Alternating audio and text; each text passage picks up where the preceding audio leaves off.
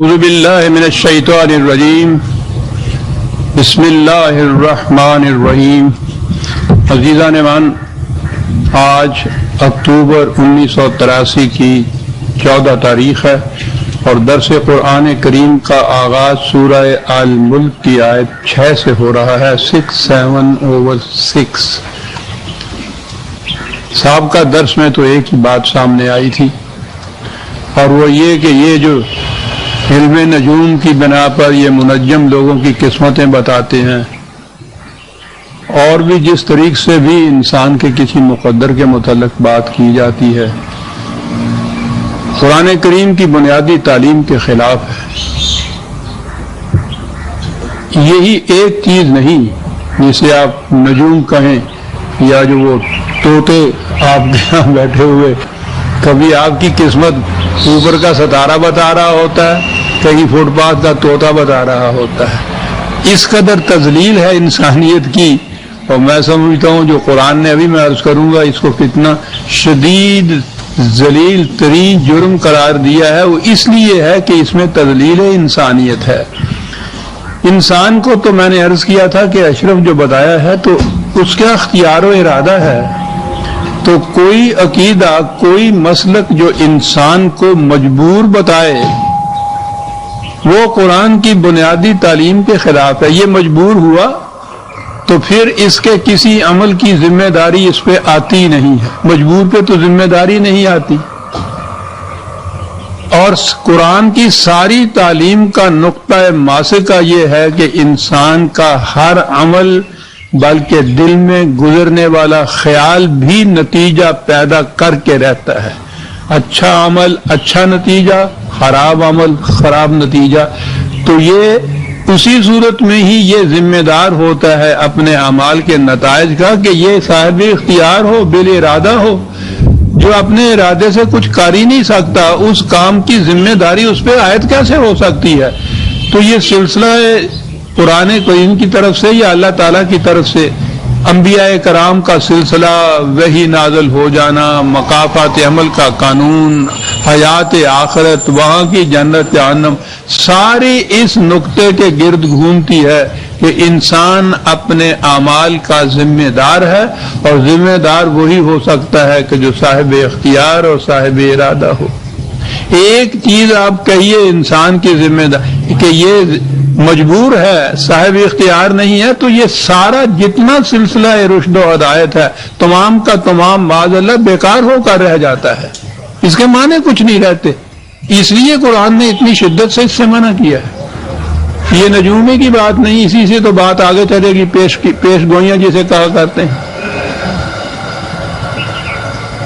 مجبور کے متعلق تو آپ پیش گوئی کر سکتے ہیں۔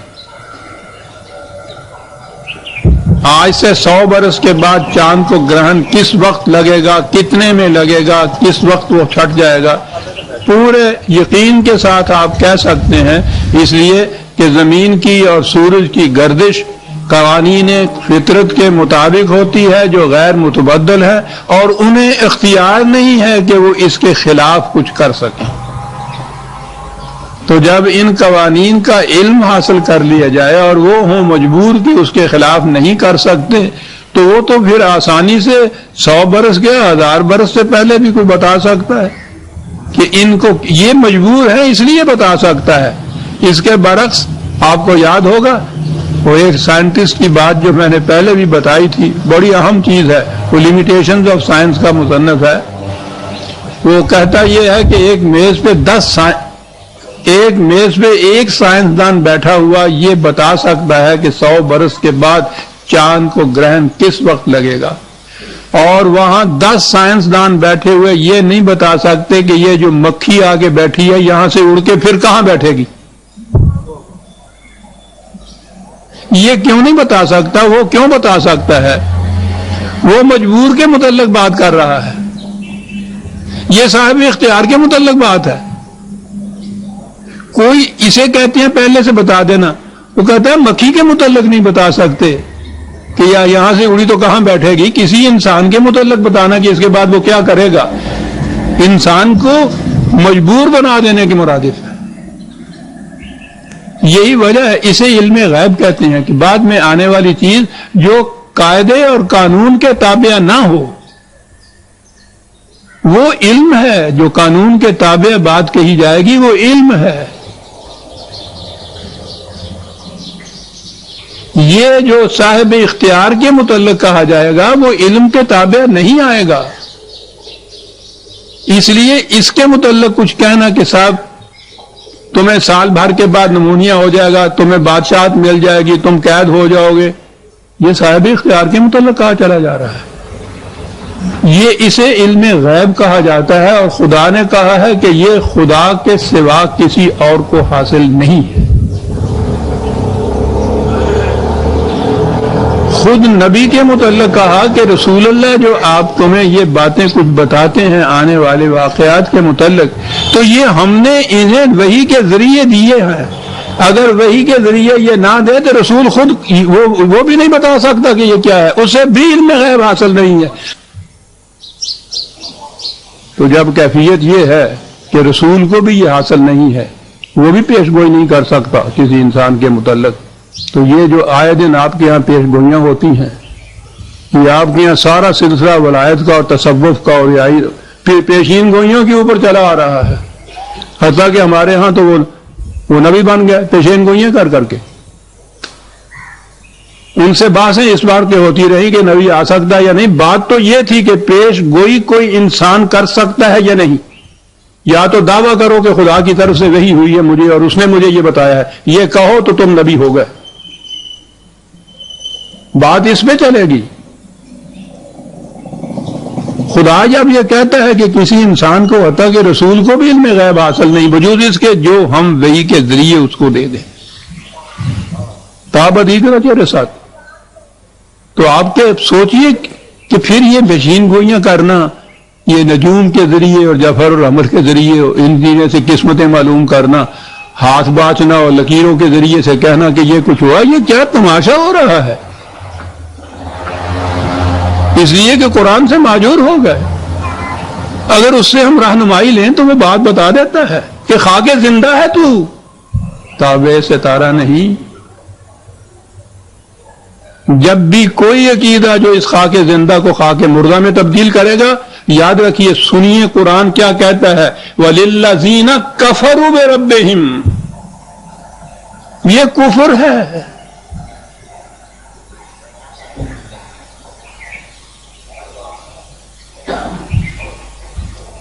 جو مانتا ہے اس کو وہ اپنی ذات سے کفر کرتا ہے،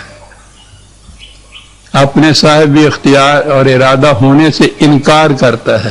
کفر یہی ہے نا، جو اسے یہ بتاتا ہے وہ جھوٹ بھی بولتا ہے اور خدائی اختیار اور خدائی قوت اختیار کرتا ہے، کیونکہ یہ خدا کو صرف علم ہے غیب کا اور وہ اس کا مدعی ہوتا ہے، اس لیے وہ خدا سے انکار کرتا ہے۔ دونوں کافر ہیں، قرآن کہتا ہے۔ یہ منکر خیش ہے، وہ منکر خدا ہے۔ وَلِلَّذِينَ كَفَرُوا بِرَبِّهِمْ عَذَابُ جَهَنَّمَ وَبِئْسَ الْمَصِيرُ، عاقبت کا عذاب تو وہاں جا کے معلوم ہوگا۔ جو قومیں اپنے آپ کو صاحب اختیار ہی نہیں سمجھتی، اس دنیا میں ذلت و خواری کے جس جہنم کے اندر ماخوذ رہتی ہیں وہ تو ہمیں معلوم ہے۔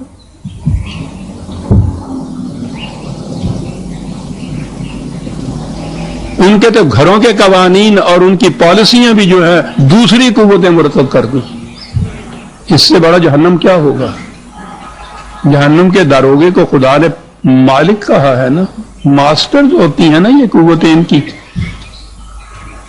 یہ صاحب اختیار نہیں ہوتی، اگرچہ اپنے آپ کو سورن پاورز کہتی ہیں، جھوٹ ہے۔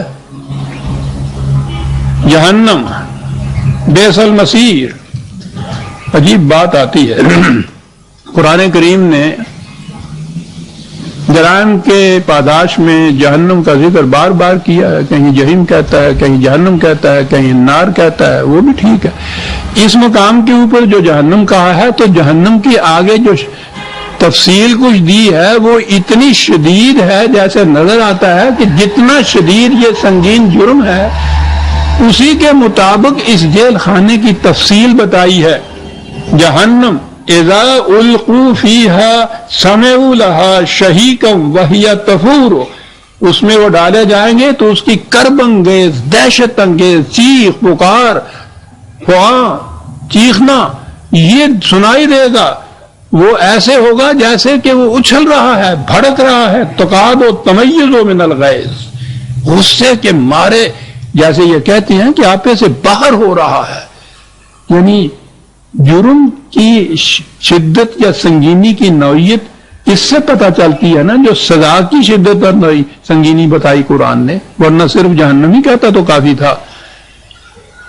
یہ میں نے عرض کیا ہے کہ اس سے بڑا سنگین جرم اور ہو نہیں سکتا کہ جو ایک ہی چیز جو انسان کو دی ہے خدا نے اور خصوصیت عطا کی ہے اور اسے روح نہ کہا ہے، اپنی توانائی اگر کیا ہے، خدا کی توانائی ہے، وہ انسان کی اس حیثیت سے انکار کرنا سب سے بڑا جرم ہے. اور اس کسی کا یہ اپنے آپ کے متعلق سمجھنا تذلیل انسانیت ہے، اپنی ذلت کو وہ قبول کرتا ہے.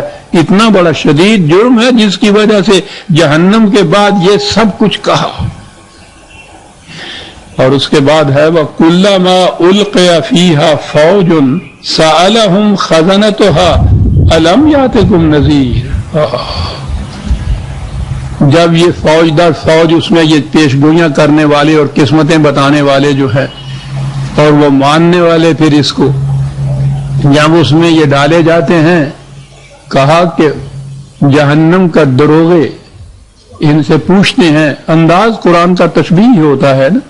جہنم کے دروغے تو ان سے پوچھتے ہیں کہ کیا تمہارے ہاں کوئی ایسا نہیں آیا تھا جس نے بتایا ہو کہ یہ جو تمہارے عقائد اور یہ تمہارے مسالک ہیں ان کا نتیجہ کیا ہے، یہ کفر ہے، یہ شرک ہے، کیا کسی نے تمہیں نہیں بتایا تھا؟ قرآن کریم نے بار بار یہ کہا ہے کہ کسی قوم پر تباہی نہیں آتی ہمارے قوانین کی روح سے تا وقت ہے کہ پہلے دو شرطیں پوری نہ ہو جائیں. ایک یہ کہ ان تک یہ بات پہنچ نہ جائے کہ تمہاری روش تباہی لانے والی ہے، اسے تنذیر کہتے ہیں. وارن نہ کر دیا جائے ان کو کہ جس روش پہ تم چل رہے ہو اس کا نتیجہ تباہی ہے، ایک شرط. اور دوسری یہ ہے کہ ان میں یہ صلاحیت موجود ہو کہ وہ سمجھ جائیں کہ کیا بات یہ کہہ رہا ہے، کیا بات ہے اس قسم کے جج کے اوپر. شرطیں کتنی عجیب ہیں. اس میں سمجھنے کی صحت ہو، پاگل کو جرم ہی نہیں کر سکتا، اس کو کوئی بھی مجرم نہیں قرار دیتا. سمجھنے کی صلاحیت ہو اور اس تک بات پہنچ چکی ہو. تو کہا یہ کہ ان سے کہا جائے گا کہ تم جو اس قسم کے جرائم کے مرتکب ہوئے، تم نے جو اپنے آپ کو خواہ کے زندہ سے خواہ کے مردہ سمجھ لیا، کیا کوئی بتانے والا تمہیں نہیں آیا تھا کہ تمہارا مقام کیا ہے؟ وہی بات ہے کہ بتانے والا آیا یا تھا یا نہیں تھا. قالوا بلا قد جاءنا نذیر، کہا ہاں آیا تو تھا. اب یہ یاد رکھیے کہ نبی اکرم صلی اللہ علیہ وسلم تک یا ان حضور سے پہلے یہ جو آنے والے تھے یہ انبیاء کرام تھے. ٹھیک ہے، انبیاء کے بعد ان کے جو متبعین تھے، صالحین جو تھے، وہ یہ فریضہ ادا کرتے تھے، وہ بھی نذیر تھے. لیکن انبیاء کرام بہرحال آتے تھے. نبی اکرم صلی اللہ علیہ وسلم تو آخری نبی ہیں، ان کے بعد نبیوں کے سلسلے کا کوئی نذیر تو نہیں آئے گا. لیکن رسول اللہ صلی اللہ علیہ وسلم سے بھی یہ کہا گیا تھا کہ تم ذرا بہی قرآن کے ذریعے سے تم نے یہ وارننگ دینی ہے. تو جب قرآن کو ابدی طور پہ محفوظ کر دیا اور اس امت کو وارث کتاب قرار دے دیا، تو اب رسالت مآب کے بعد، حضور کے بعد پھر ضرورت ہی نہ رہی کہ کوئی اور نبی آ کے یہ وارننگ دے یا تنذیر کا فریضہ ادا کرے. وہ تو قرآن کے ذریعے سے ادا کرنا تھا. قرآن محفوظ موجود ہے، امت کو وارث قرار دے دیا. اب یہ فریضہ اس پہ عائد ہو گیا کہ یہ وارن کرے. اور جو خود ہی ان جرائم کی مرتکب ہو رہی ہو وہ امت، اس نے دوسروں کو وارن کیا کرنا.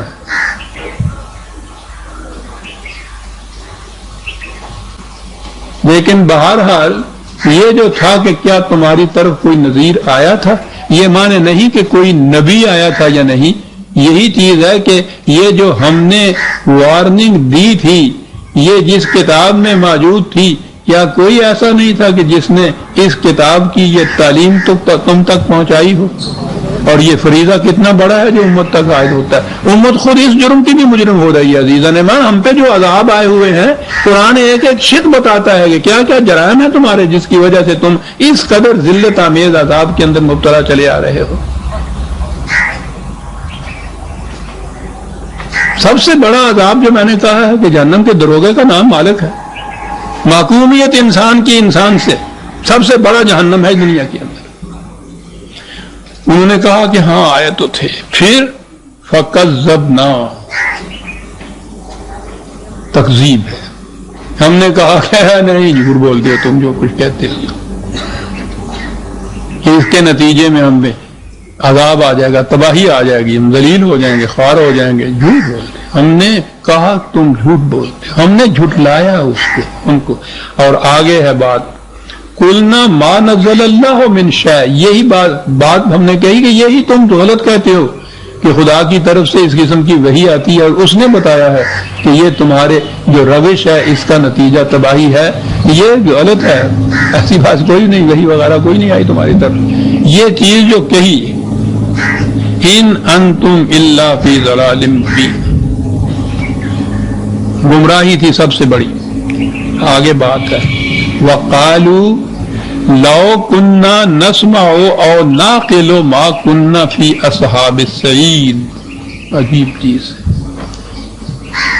یہ کیا چیز تھی جو قسمتیں بتا رہے تھے اور تم مان رہے تھے؟ نہ تو وہ کسی عقل و فکر کی روح سے کہتے تھے کہ یوں ہوگا، اس لیے وہ کہتے تھے کہ علم غیب ہے بس یوں ہوگا. نہ تم ہی کسی نتیجے پہ عقل و فکر کی روح سے پہنچتے تھے کہ پھر ایسا کیوں ہوگا، مجھے کیوں کا تو جواب ہی نہیں ہوتا اس میں. سنیے عزیزان من کیا کہہ رہے ہیں. کہا کہ اگر ہم ان کی بات غور سے سنتے اور پھر عقل و فکر سے کام لیتے تو آج جہنم میں کیوں ہوتے ہیں.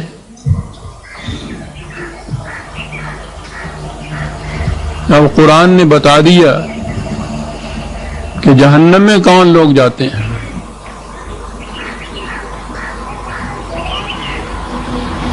اور ناقل، اور پھر اس کی تو تشریح اور تفسیر قرآن نے مختلف مقامات کے اوپر بتائی ہوئی. عقل و فکر و تدبر و تفکر اور شعور اتنا زور دیتا ہے. اور جہنم کی بات اگر یہاں ایک تو یہاں تو دو لفظوں میں قرآن نے بتا دی کہ وہ خود اعتراف کریں گے کہ اگر ہم بات غور سے سن لیتے اور عقل و فکر سے کام لیتے تو ٹھیک ہے، پھر یہ باتیں کیوں مانتے ہم، پھر ہم جہنم میں کیوں آتے. ایک ہی آیت اور میں پیش کروں گا اس کی تفسیر میں، سورہ اعراف کی آیت 7/179. وَلَقَدْ ذَرَأْنَا لِجَهَنَّمَ كَثِيرًا مِنَ الْجِنِّ وَالْإِنسِ. پہلے تو اس کا ترجمہ ہی جو ہے ہمارے ہاں کے یہ جو ترجمے ہوئے ہیں غلط، وہی غلط راستے پہ ڈال دیا. ترجمے اس کے کیے جاتے ہیں کہ خدا نے کہا کہ ہم نے جن و انس کی کثرت کو جہنم کے لیے پیدا کیا ہے. اللہ اکبر. جہنم کے لیے خدا نے پیدا کر دیا تو اب یہ جنتی بن کیسے سکتا ہے؟ ہم نے انہیں جہنم کے لیے پیدا ہی کیا ہے. سوچتے ہیں آپ کہاں لے جاتے ہیں یہ جن. پھر وہ جنات کے متعلق ان کو بھی جہنم میں بھیجتے ہیں. میں نے کئی دفعہ بتایا ہے عربی محاورے میں یہ بات ہے، عربی زبان کی یہ بات ہے، قرآن کی یہ جات. یہ جو صحرائی آبادیاں تھیں شہروں سے دور دور رہنے والی، اور اب بھی وہاں عرب کے اندر حجاز کے اندر تو شہر ہی 2-3 ہیں، وہ بھی اب ذرا ماڈرن ہوئے ہیں تو ان کو شہر کہا جا سکتا ہے، ورنہ وہ بھی قصبے ہی تھے. اور وہ 2-3 ہی، باقی سارا ملک جو تھا صحرائی آبادی تھی، خانہ بدوش، آج یہاں کل وہاں، آنکھوں سے دور. تو جو چیز بھی آنکھوں سے نہاں ہو اس کو عربی زبان میں جن کہتے ہیں. اور انس ہوتا ہے جو وہاں سوشلی مل جل کر رہنے والے ہوں. شہری آبادیوں کو وہ انس کہتے تھے اور یہ دیہاتی اور صحرائی آبادیوں کو جن کہتے تھے. بہرحال یہ بات دوسری ہے.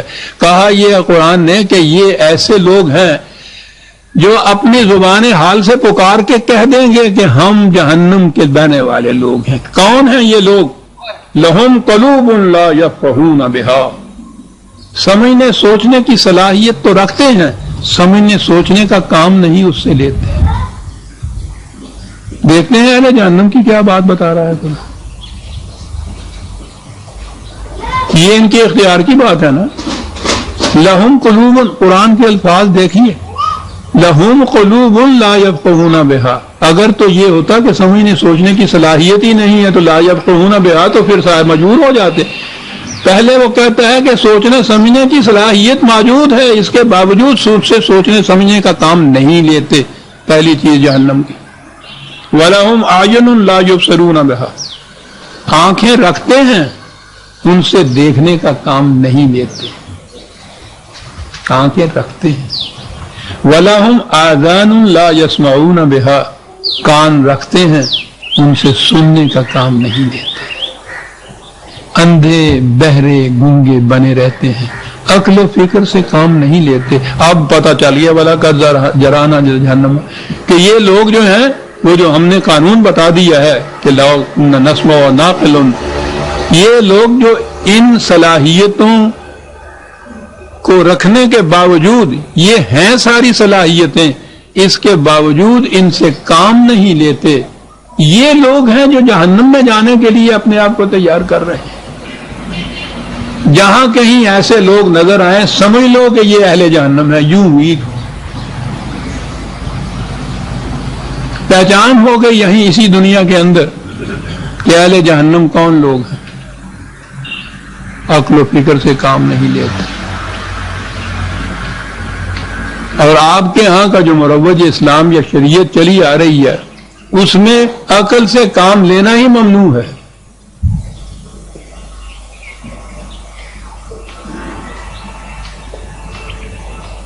وہ کہتا ہے ایسے لوگوں کی جو صورت ببی عالم و پرس، ان کی تو کیفیت بتا دے گی کہ جہنم کے رہنے والے لوگ ہیں. اولئک کالانعام، پہلے جو کہا کہ یہ انسانی سطح کے اوپر نہیں حیوانی سطح پہ ہے، اور فوراً ہی اس کے بعد یہ کہا بل ہم اضل،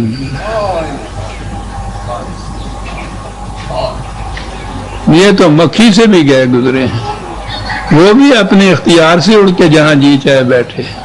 یہ عقل و فکر سے کام لیتے ہی نہیں، حیوانات سے بھی. کسی گائے پہ بھی دھوپ آ جاتی ہے تو وہ اٹھ کے سائے میں چلی جاتی ہے. یہ نہیں اٹھتا، یہ کہتا خدا نے لکھا ہی میری قسمت میں ایسا ہے تو میں کیسے اٹھ سکوں گا یہاں سے. عقل و فکر سے کام نہیں. اولئک هم الغافلون، کیا بات ہے لفظ غافلون کی کہ سب کچھ رکھتے ہیں لیکن اس کی طرف سے بے خبر ہیں.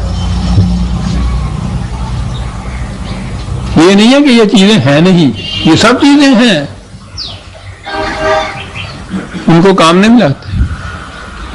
یہ ہے جو انہوں نے کہا کہ لو کننا نسمع و ناقل ما کننا فی اصحاب السعیر، اگر ہم غور سے سنتے ان کی بات اور پھر عقل و فکر کی روح سے اسے جانچتے پہچانتے تو آج ہم جہنم میں کیوں ہوتے.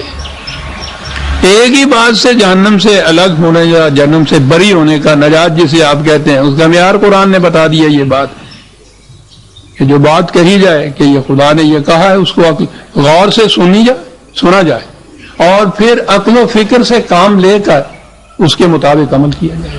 عقل و فکر سے کام لیا جائے. یہاں سما یعنی سننا جو ہے ہمارے ہاں، وہ سننا ایسا ہی ہے. قرآن جتنا سنا جاتا ہے کوئی کتاب ایسی نہیں جو سنی جائے، لیکن وہ ایسا سنا جاتا ہے کہ جس کے بعد عقل و فکر کا اس میں ضابطہ ہی نہیں آتا. بلا معنی الفاظ سنے جاتے ہیں جن کا مطلب نہیں سمجھ میں آتا، جس کے معنی معلوم نہیں ہے. ناظرہ پڑھ رہے ہیں، حافظ سے سن رہے ہیں، نہ حافظ صاحب کو علم ہے جو میں پڑھ رہا ہوں اس کے معنی کیا ہے، نہ سننے والے کو علم ہے کہ جو سن رہا ہوں اس کے معنی کیا ہے. تو اس سننے کو سننا کہیں گے وہ. انہوں نے جو کہا ہے کہ اگر ہم سنتے اور پھر عقل و فکر سے کام لیتے، جو الفاظ آپ سنیں جن کے معنی آپ کو معلوم نہ ہوں تو اس کے بعد ان الفاظ پہ عقل و فکر سے غور کرنے کے معنی کچھ نہیں ہوتے صاحب. اولئک کا کالا نام ہے، وہ تو ایسے ہی ہے جیسے ایک بھینس کو بھی سنا دیا آپ نے، انسان کو بھی سنا دیا.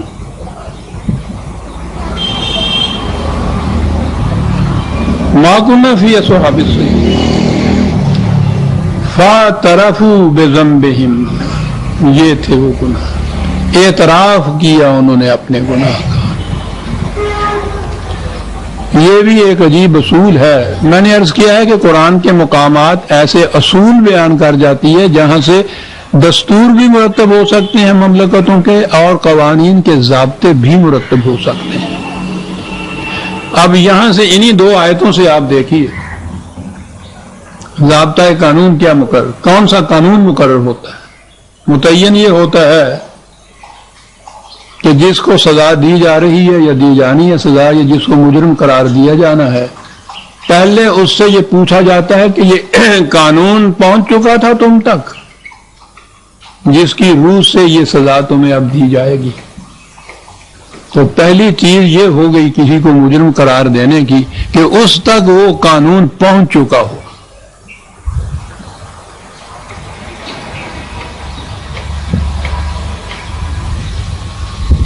غور کیجئے گا کہ یہ کتنی بڑی اہم شک ہے. اگلی بات ہے اور ناقل ہو، اور دوسری بات یہ ہے کہ اس میں اس قانون کے سمجھنے کی صلاحیت ہو، نہ ہو تو سمجھانے والے موجود ہوں. وہ جو کہا ہے کہ کیا وہ آئے نہیں تھے تمہاری پاس جنہوں نے تمہیں وارننگ دی تھی کہ ایسا کرو گے تو ایسا ہو جائے گا. تو معلوم ہوا کہ یہ ضروری ہے مملکت کے لیے ایسا انتظام کرے کہ ہر فرد تک وہ قانون پہنچے اس شکل میں کہ وہ سمجھ جائے کہ قانون کا مطلب کیا ہے. پھر اگلی چیز شک کس کی یہاں سے یہ مرتب ہوئی کہ ہر مجرم یا ملزم کو اس کا موقع بہم پہنچایا جائے کہ وہ ایکسپلین کرے، وہ اپنی مدافعت میں جو کہنا چاہتا ہے کہے. اسی لیے وہ کہا ہے نا کہ ابھی اندر گئے نہیں ہیں جہنم کے، وہ باہر ہی ہیں. وہ چوکیدار جو ہیں اس سے باہر پوچھتے ہیں کہ کیا تمہارے طرف آئے تھے ایوان کرنے والے یا نہیں آئے تھے. اب اسے موقع دیا گیا ان کو، نہیں آئے ہوں تو وہیں کہہ دیں کہ نہیں صاحب ہم تک تو نہیں آئے تھے، پھر ان کے اوپر کوئی جرم ہی عائد نہیں ہوگا، انہیں جہنم میں نہیں بھیجا جائے گا. تو گویا یہ موقع بہم پہنچانا چاہیے ہر ملزم کو کہ وہ اپنی ڈیفنس میں، اپنی مدافعت میں جو کہنا چاہتا ہے کہے. خدا نے تو ابلیس سے بھی یہ کہا تھا کہ تو نے کیوں سجدہ نہیں کیا، اس کو بھی یہ موقع دیا تھا ایکسپلین کرنے کا اپنی پوزیشن کو، اپنی مدافعت میں جو کچھ وہ کہنا چاہے اس کے لیے خود پوچھا تھا. تو گویا یہ چیز بھی آئی کہ قانون وہی قانون کہلائے گا کہ جس میں ملزم کو یہ پورا موقع دیا جائے کہ جو اس نے مدافعت میں کہنا ہے وہ کہے. اس کے بعد اگر وہ چیز جرم ثابت ہوتی ہو تو پھر وہ مستوجب سزا قرار پائے گا.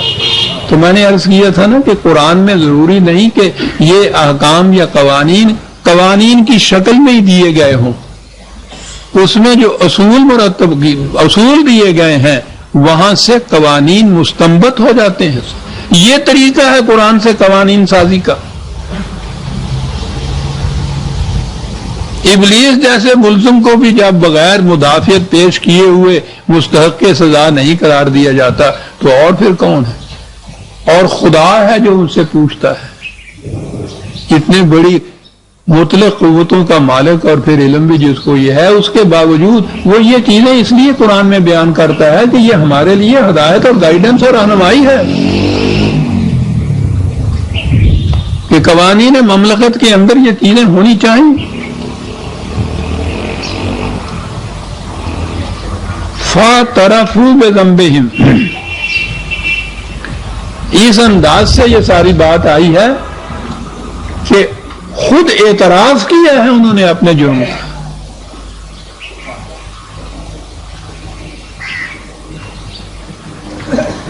اور اگر یہ سارے دلائل اس طرح سے بیان ہو جائیں اور اسے معلوم ہو ملزم کو کہ گواہ بھی بنائے ہوئے جھوٹے نہیں ہیں اور یہ جج بھی کسی کے کہنے پہ نہیں چلے گا.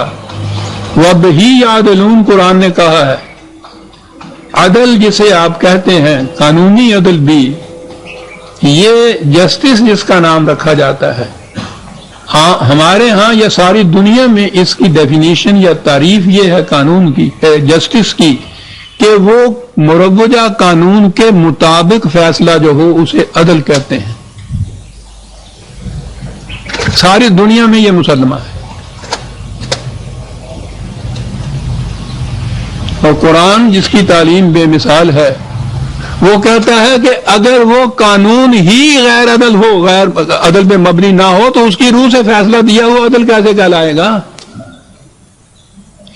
پہلے اس قانون کا مبنی بر عدل ہونا ضروری ہے۔ اسی لیے اس نے یہ کہا وَبِهِ يَعْدِلُونَ کہ صحیح مملکت وہ ہے جو اس الحق یا اس ٹروتھ یا اس قرآن کے مطابق فیصلے دے، پھر وہ عدل کہلائیں گے۔ تو جب یہ صورت ہو کہ وہاں یہ یقین ہو کہ یہ شاہد ایسے ہیں کہ جو بنائے ہوئے بلائے نہیں گئے، بنائے نہیں گئے، میرے خلاف جج بھی کوئی اس قسم کی چیز نہیں کرے گا، نہ کوئی سفارش یہاں قبول ہوگی، وہ جو قرآن نے کہا ہے کہ نہ سفارش قبول ہو سکتی ہے، نہ کفارہ دے کے چھوٹا جا سکتا ہے، نہ کوئی اس کی جگہ کھڑا ہو سکتا ہے، نہ کوئی اس کی مدد کر سکتا ہے، اس قسم کا یہ عدل کا نظام ہے۔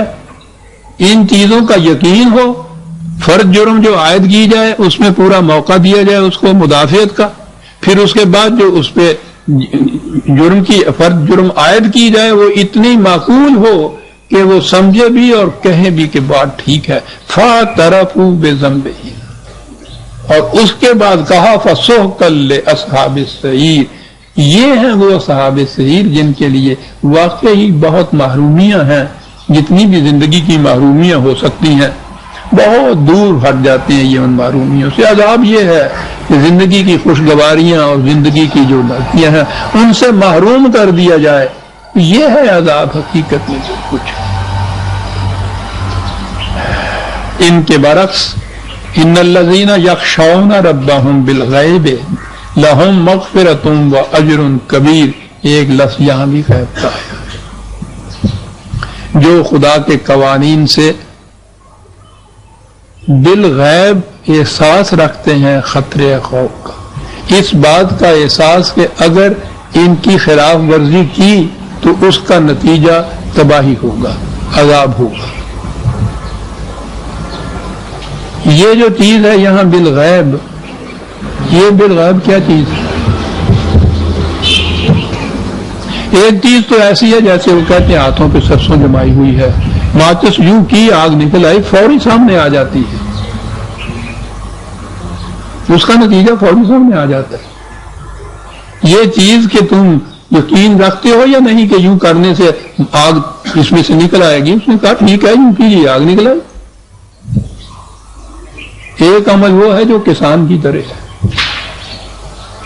بڑی محنت اور مشقت سے وہ زمین کو تیار کرتا ہے، پانی دیتا ہے، پھر وہ بیج لیتا ہے، نہایت عمدہ تندرست توانا بیج جسے وہ کہا جاتا ہے، وہ اسے مٹی میں دبا دیتا ہے، روز صبح آتا ہے، سارا دن اس کھیت کی وہ گدائی کرتا ہے، پانی دیتا ہے، اس میں سے جھاڑ کھنکار الگ کرتا ہے، شام کو خالی ہاتھ اسی طرح واپس چلا جاتا ہے، ایک دن نہیں، 2 دن نہیں، مہینوں یہ کچھ کرتا رہتا ہے، اس کی محنت کا کوئی ثمر اس کے سامنے نہیں آتا۔ وہ کیوں یہ روب کرتا ہے؟ کون سی یقین کی بات ہے جو اسے ہر روز پھر آمادہ کر دیتی ہے کہ شام کو خالی ہاتھ واپس آئے، صبح پھر اسی طرح سے وہاں چلا جائے؟ کون سی بات اس کو یہ کرتی ہے؟ اس بات پر ایمان کے اس دانے سے فصل اگے گی اور اس میں سے اتنی فصل میرے پاس آئے گی، اسے کہتے ہیں ایمان بالغیب۔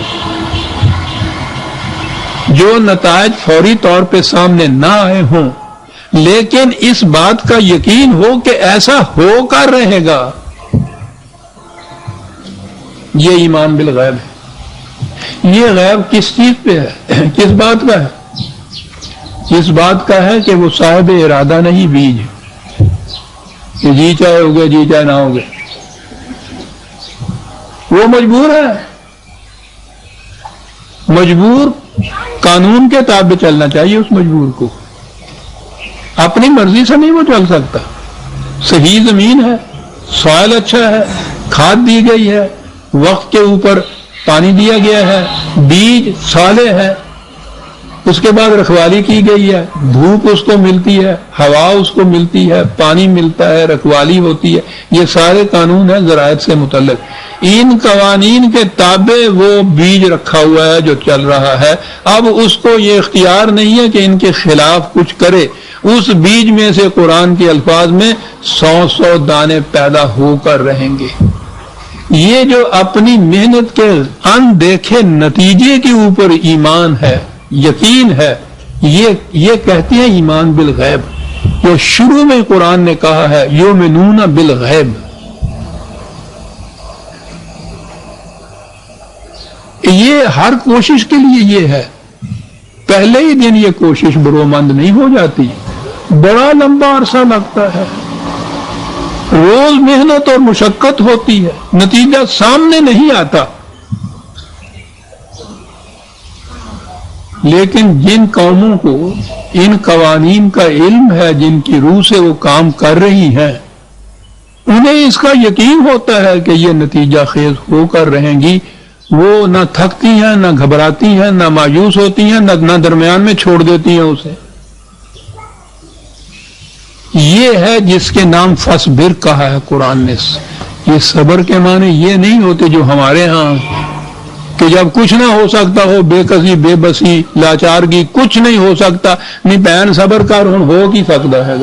بہن ہی نہیں پراوان بھی تے ہوئی کیا جاتا کہ میاں صبر کرو، قسمت کا لکھا جھولی میں آ گیا، اب کچھ ہو ہی نہیں سکتا. صبر ہمارے ہاں یہ ہے. وہاں صبر کے معنی یہ ہیں جس طرح سے وہ کسان اس طرح سے مہینوں چلا جاتا ہے اسٹیڈ فاسٹلی، استقامت کے ساتھ، اسے کہتے ہیں ساتھ. کہا کہ ایمان بالغیب جو ہے صبر کا متقاضی ہے. یاد رکھو، یقین ہونا چاہیے. یہ چیز جو قرآن نے کہی ہے کہ انہ لا یفلح الظالمین، ظالم کی کھیتی پنپ نہیں سکتی، یہ ایک اس نے قانون دیا، اصول دیا، اور لا مبدل لکلمات اللہ، کہا ہے کہ تبدیلی نہیں اس میں ہوگی. مظلوم کو یقین ہونا چاہیے کہ ایسا ہو کر رہے گا. لیکن ایسا ہوگا کیسے؟ ان قوانین کے ماتحت ہوگا نا جو قرآن نے بتائے ہیں. یہ کرو گے تو پھر ظالم کی کھیتی اجڑے گی، اور اگر تم بھی اس کے ساتھ شریک ہو جاؤ گے تو پھر تو وہ رات دونی دن چوگی اگے گی.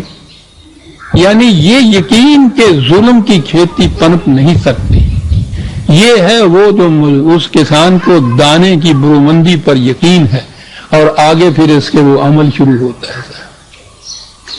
یہ جتنے بھی قوانین انسانوں کے متعلق قرآن نے بتائے ہیں ان میں بھی یہ صورت ہے کہ وہ اسی دن نتیجہ خیز نہیں ہو سکتے. یہ جو روز آگے شکایتیں ہوتی ہیں نا کہ صاحب کہا جاتا ہے کہ خدا عادل ہے، انصاف کرتا ہے، ظالم پنپ نہیں سکتا. ہم روز دیکھتے ہیں کہ ظالم پنپتا ہے، بے ایمانی کرنے والے دن بدن دولت سے دولت انبار اکٹھے کرے جاتے ہیں، کوئی کاروبار دیانتداری سے چل ہی نہیں سکتا. یہ سارا کچھ کیا ہے؟ ہمیں خدا کے ان قوانین پر ایمان نہیں، اور پھر یہ قوانین نتیجہ خیز کیوں نہیں ہوتے؟ وہ ہم اس کسان کی طرح نہیں ہیں کہ جو 6 مہینے محنت کرتا ہے، قانون کے مطابق عمل کرتا ہے، پھر نتیجہ خیز ہو.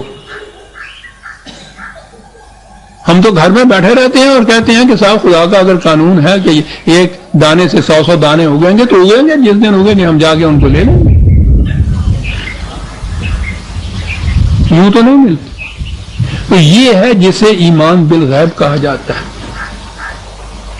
ہر وہ محنت کار، ہر وہ مزدور، ہر وہ صنعت کار جسے یہ یقین ہے کہ جو میں کر رہا ہوں، جو مشین میں بنا رہا ہوں، جو کلاک میں فٹ کر رہا ہوں، پتہ نہیں اس پہ 6 مہینے لگ جائیں، سال لگ جائے، لیکن ایک دن یہ چلتا ہوا بن جائے گا اور اس کا اتنا کچھ مل جائے گا.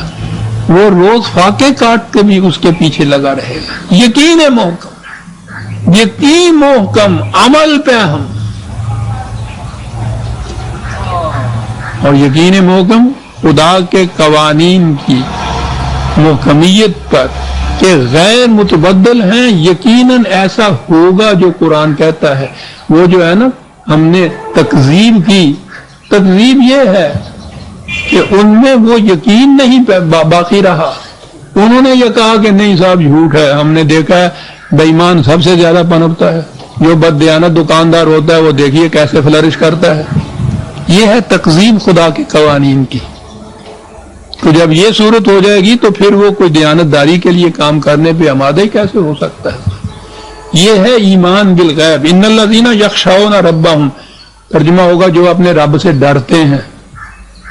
یہ ڈرنا اور خوف کھانا قرآن آج کی سائیکالوجی میں تو ایک طرف رہا۔ قرآن کہتا ہے کہ وہ جو ہمارے قوانین کے مطابق امت تیار ہوگی، معاشرہ تیار ہوگا، مومن جو ہوگا، پہلی صفت ان کی ہے لا خوف علیہم ولا هم یحزنون، ان پہ خوف ہی نہیں ہوگا۔ اور یہاں بچپن سے پہلے دن سے جو ڈرانا شروع کیا جاتا ہے وہ اللہ میاں سے، وہ اللہ میاں آپ کے نزدیک ایک بالکل وہ خوف کا مجسمہ بن جاتا ہے۔ ڈر ڈر ڈر ڈر، اور ڈر سے تو انسانیت کچلی جاتی ہے۔ یخشون، خشا یہ بات نہیں ہوتی، خشین من ربہم، جہاں بھی قرآن یہ کہتا نا اللہ رب، اس کی ان چیزوں سے، اس کے معنی ہے ان کے قوانین کے جو نتائج برآمد ہوتے ہیں، ان قوانین کی خلاف ورزی کرنے سے ان سے مجتنب رہو، ان سے ڈرو، ان سے خوف کھاؤ کہ اس کے اس قانون کی خلاف ورزی کی تو ہم تباہ ہو جائیں گے۔ یہ ہے ڈرنا۔ بالغیب ڈرنا ہے کہ یہ فوری طور پہ تمہارے سامنے تباہی نہیں آ جائے گی۔ قرآن میں بے شمار مقامات پہ ہے، نبی اکرم صلی اللہ علیہ وسلم سے بار بار وہ کہتے، ہر نبی سے یہ کہتے تھے کہ وہ جس تباہی کے لیے تم ڈراتے ہو ہم کو، وہ لاؤ، پھر تستعجلون، حسن کرو، جلدی کرو، لاؤ، لاتے کیوں نہیں ہو؟ اللہ تعالیٰ نے یہ کہا کہ یہ خدا کی اس رحمت کو ریئلائز نہیں کرتے، محسوس نہیں کرتے کہ ہم فوری گرفت نہیں کرتے۔ غلط کاری کے اعمال میں اور ان کے نتائج کے درمیان ایک مہلت کا وقفہ ہوتا ہے، اس کے لیے کہ شاید یہ لوگ سمجھ جائیں، سمجھنے کے بعد اپنی غلط روش کو چھوڑ دیں، صحیح روش اختیار کر لیں، تو پھر یہ تباہی سے بچ جائیں گے۔ قرآن نے کہا ہے کہ اگر یہ تم کر لو تو اللہ تعالیٰ کہتا ہے کہ مجھے کیا یہ پڑی ہے کہ میں تمہیں عذاب دوں گا، مجھے کوئی اس میں مزہ آتا ہے یہ؟ تو یہ جو وقفہ ہوتا ہے مہلت کا، یہ بھی قانون مکافات عمل کی ایک لا ينفق جز ہے، اور واقعی رحمت ہے خدا کی۔ جس دن ذرا سی بات پرہیزی کی جائے، اسی دن اگر سرطان ہو جائے تو پھر تو کوئی بات ہی نہیں سکتا۔ وہ اس وقفے میں، اس مہلت کے دوران سمٹم چھوٹی چھوٹی اس میں آتی ہیں۔ سوف تعلمون ہے قرآن میں آیا، قرآن کے الفاظ کیا بات ہے کہ اس اندازہ اس سے لگ سکتا ہے اگر تم توجہ سے غور کرو کہ میں نے یہ بات پرہیزی کی تھی، اس سے ایسا کچھ ہو رہا ہے میرے اندر، تو اس دوران میں جو مہلت کا وقفہ ہے تم علاج کر سکتے ہو، اصلاح کر سکتے ہو۔ اور اگر فوری گرفت ہو جائے تو کوئی بچے ہی نہیں۔ قرآن نے کہا کہ اگر ہم فوراً پکڑنے لگ جائیں تو دنیا میں کوئی انسان باقی نہ رہے، اور واقعی کوئی باقی نہ رہے۔ کون ہے جس سے بات پرہیزی نہیں ہوتی؟ اس نے بات پرہیزی کے بعد اس کا علاج بھی رکھا ہے، اصلاح کا سامان بھی رکھا ہے، عقل و فکر بھی تمہیں دی ہے، صاحب اختیار بھی بنایا ہے۔ یہ ہے وہ چیز جس کے لیے کہتا ہے بالغیب کرنے والے لہم مغفرتم واجر کبیر۔ کیا بات ہے مغفرتن، ترجمے ہمارے ہیں ان کے لیے بخشش ہے، وہ فوراً وہ بخشش کے اوپر آ گئے۔ وہ بخشش کے بغیر تو کام ہی فقیروں کا، گداگروں کا چلتا ہی نہیں ہے نا۔ بیشتر ہم فی سبیل اللہ ہم است، ایک چیز یہاں کی چیز تو الگ رہی، گداگری کی، بخشش کی، کہتے ہیں وہ اللہ میاں سے بیشتر بھی ہمیں بخشش میں مل جائے گا،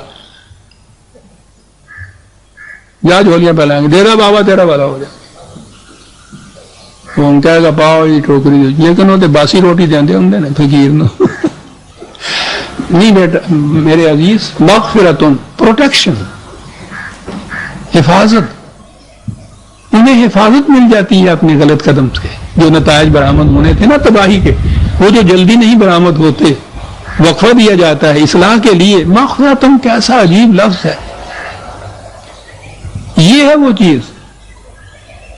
یہ جو پریونٹیو جسے کہتے ہیں نا، یہ میڈیسن کی اصطلاح میں ایسی چیزیں کہ جو حفاظت کا سامان بام پہنچائیں کہ وہ ہو ہی نہ، اسے مغفرت کہتے ہیں.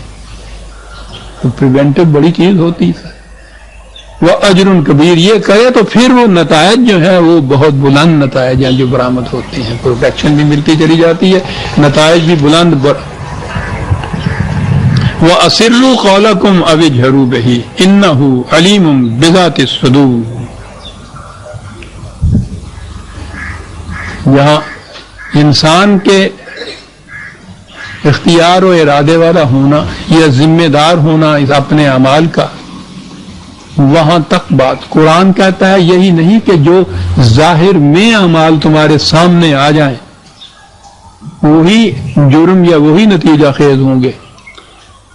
دل کا ارادہ اس نے کہا ہے کہ یہ جرائم کی ابتدا ہوتی ہے، تخم ہوتا ہے یہ، اور بات ہی ہے، بات ہی ارادے سے چلتی ہے. پہلے ارادہ کرتا ہے انسان تو پھر اس کے بعد قدم اٹھاتا ہے اس کے لیے.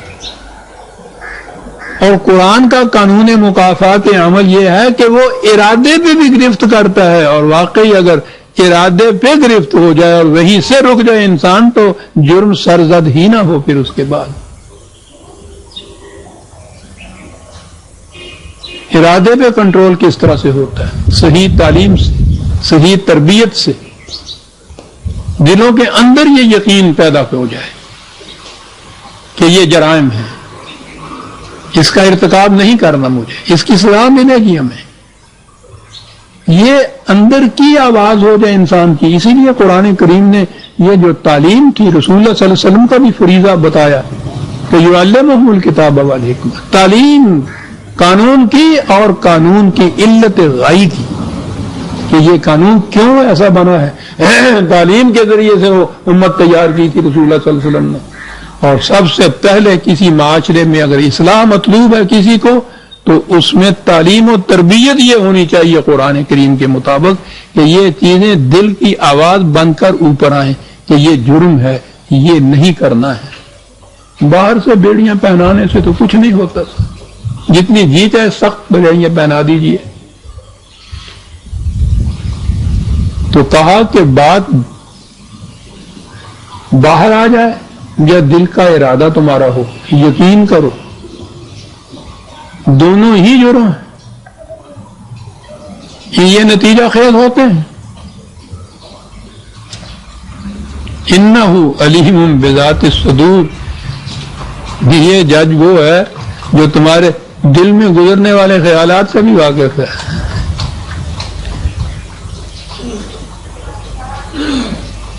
یہ ٹھیک ہے کہ جہاں تک ہمارے ہاں معاشرتی عدل کا تعلق ہے، یہ جو نظام عدل ہمارے ہاں ہوتا ہے تو اس میں تو جو محسوس طور پر جرم سرزد ہو جائے اور سامنے آ جائے اور اس کے لیے شہادات ہوں وہی جرم قرار پاتا ہے، اور دل کے ارادے کے اوپر گرفت نہیں ہوتی.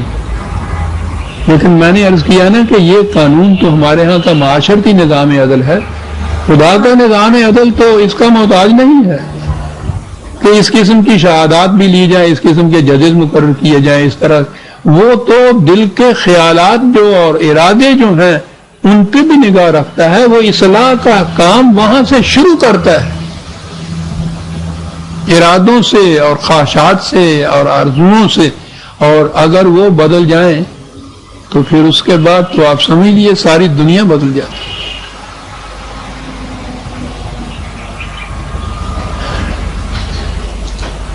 اور کہا کہ یہ بات کہی تھی نا کہ خدا تو تمہارے دل میں گزرنے والے خیالات سے بھی واقف ہے.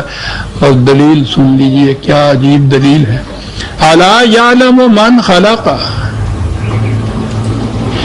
کیا جس نے پیدا کیا ہے اس کو وہ نہیں جانتا کہ اس کے اندر کیا خوبی ہے؟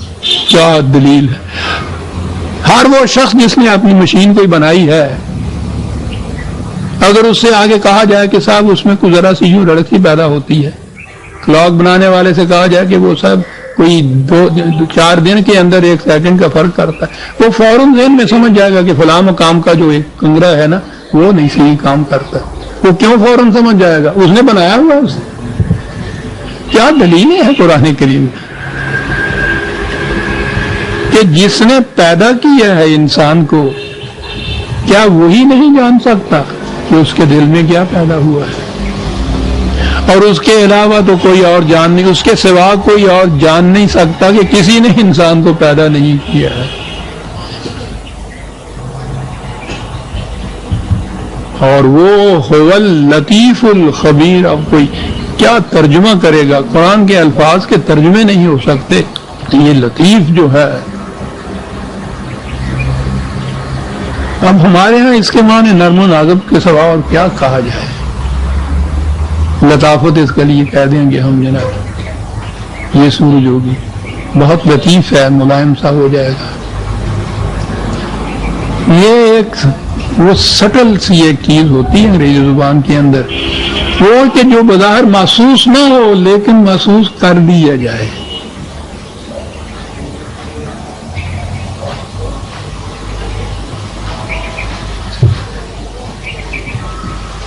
یہ جو نگاہ ہے نا اس طرح سے محسوس کرنے والی، وہ جو میں ایک شعر پڑھا کرتا ہوں شاداب کا، کہ کسے بتائے کوئی خون آرزو کیا ہے، انہیں یہ ضد ہے کہ دیکھیں گے رنگ و بو کیا ہے۔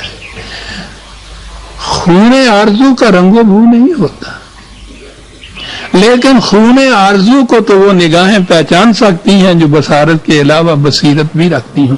یوں پہچاننا جو ہے کسی چیز کو، یہ لطیف ہوتا ہے۔ رنگ و بو سے خون آرزو نہ پہچانے، یہ پہچان لے کہ ہاں آرزو کا خون ہوا ہے۔ هو اللطیف الخبیر، باخبر تو یوں دوسرے بھی ہو سکتے ہیں، کیا بات ہے! ایک ایک لفظ قرآن کا عزیزان من جو ہے کہ خبیر تو اور بھی ہو سکتے ہیں، باخبر اور بھی ہو سکتے ہیں۔ یہ جو لطیف ہونا ہے نا، یہ ہے چیز کہ جو نگاہ ایسی ہونی چاہیے، اور یہیں سے یہ بھی چیز آ گئی ہے کہ جو قرآن کے مطابق عدل کرنے والے ہیں وہ حد انسانیت کے، امکان انسانیت کے اندر ان کو اللطیف بھی ہونا چاہیے، نگاہوں سے بھی پہچانا جا سکتا۔ قرآن نے جو کہا ہے کہ ایسا انداز ہو کہ یعرف المجرمون بسیماہم، کہ مجرم اپنی پیشانیوں سے پہچانے جائیں، یہ نگاہیں ہوں گی۔ قرآن سے یہ فراست پیدا ہو جاتی ہے مومن کو۔ وہ جو ایک حدیث نبی اکرم صلی اللہ علیہ وسلم کی ہے، چمکتی ہوئی ہے، مومن کی فراست سے دھرو، کہ وہ اللہ کے نور سے دیکھتا ہے، اور اللہ کا نور تو قرآن ہے نا، قرآن کو نور کہا ہے اس نے۔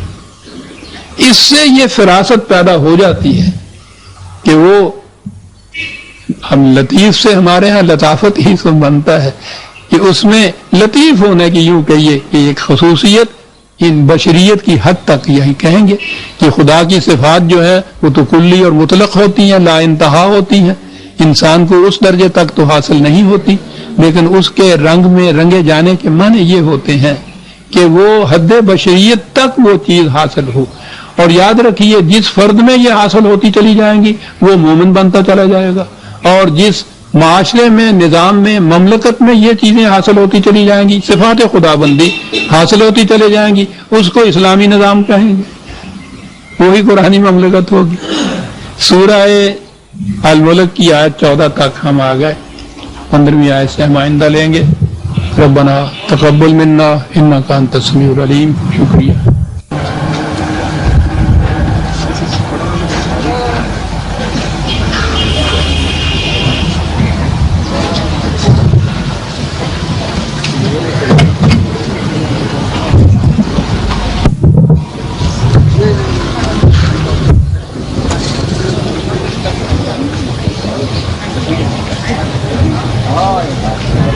دوسرا قرآن مجید میں لیا، یہ سفید ہے، اس کے نیچے جو گراؤنڈ ہے نا، کہ اس میں بڑی میگی، اس میں ابھرے ہوئے لفظ نہیں، اس میں ابھرے ہوئے، اور قرآن مجید دیکھ رہا ہوں جس میں وہ سفید زمین ہو، ابھر جاتا ہے، میں دیکھ رہا ہوں کچھ اس کا اثر پڑ جاتا ہے۔ ویسے ہی پہلے ہی وہی ایسے کاغذوں پہ تھا، ویسے ہی میرے پاس پتہ نہیں وہ 30 برس سے ہے تو وہی بڑے اس میں ریفرنسز لکھے ہوئے ہوتے ہیں میرے، لیکن